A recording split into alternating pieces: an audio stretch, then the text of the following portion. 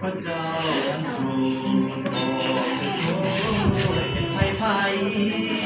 พระเจ้าเหนือสิ่งใด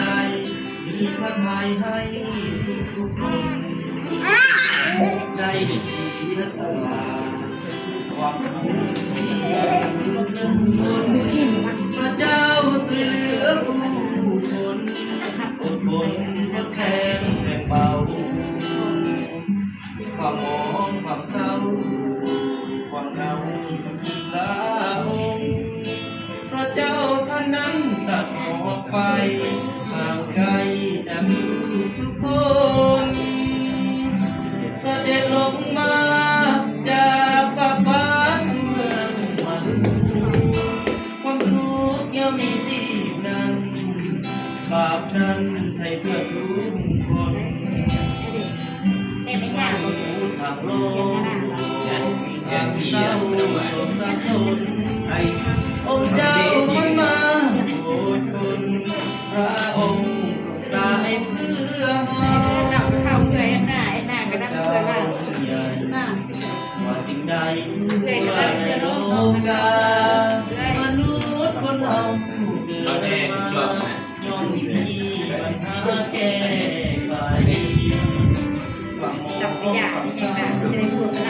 ความเหงาพระเจ้าท่านนี้ตัดออกไปห่างไกลจากโลก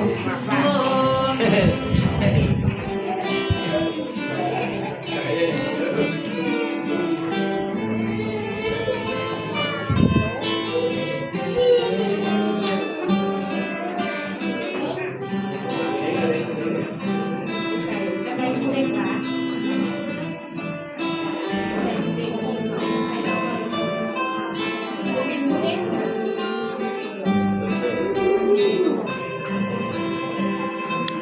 ด็จลงมา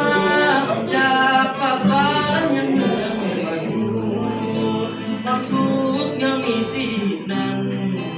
บาปนั้นให้เพื่อทุกคนมาดูทางโลกมีความเศร้าโศกสับสนองค์เจ้าท่านมาโปรดคนพระองค์ทรงตายเพื่อเราพระเจ้าได้ด้วยใหญ่ว่าสิ่งใดทั่วในโลกามนุษย์คนเราเกิดมาย่อมมีปัญหาแก้ไข